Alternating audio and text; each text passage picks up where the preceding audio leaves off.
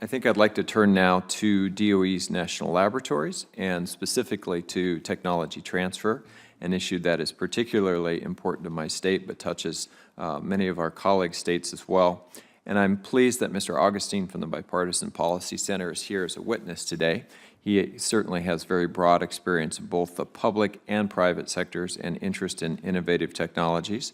And I think my colleagues know he is currently a member of the Commission to review the effectiveness of all of DOE's national labs. One of the topics the Commission is considering is tech transfer and partnering with industry as one important part of the overall mission of the national labs. And I think I'll end with a question.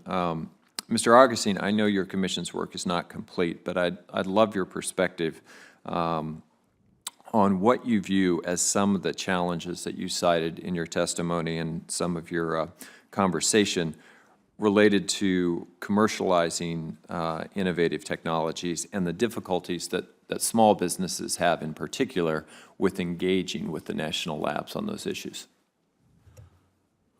First of all, let me comment on how important this is, because we invest, I think it's something like $15 billion in the national labs every year.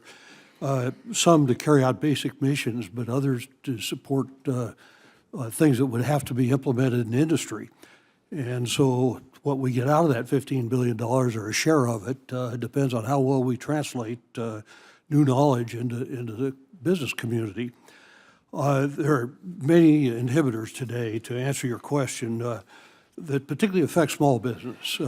Small business, by and large, doesn't have the resources to know what's going on at 17 different national labs. And it's partly, I think, the burden of the labs to help those small businesses know what's going on at the labs.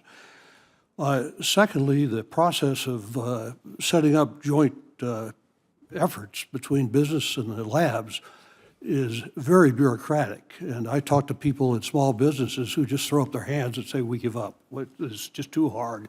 We'll try it by ourselves. Then there are just broader matters that have to deal with both big companies and small companies. The best way to translate knowledge and technology, in my experience, has been to move people back and forth, in and out of the government, into universities, into the labs. And well-meaning conflict of interest laws today make it extremely difficult to do that.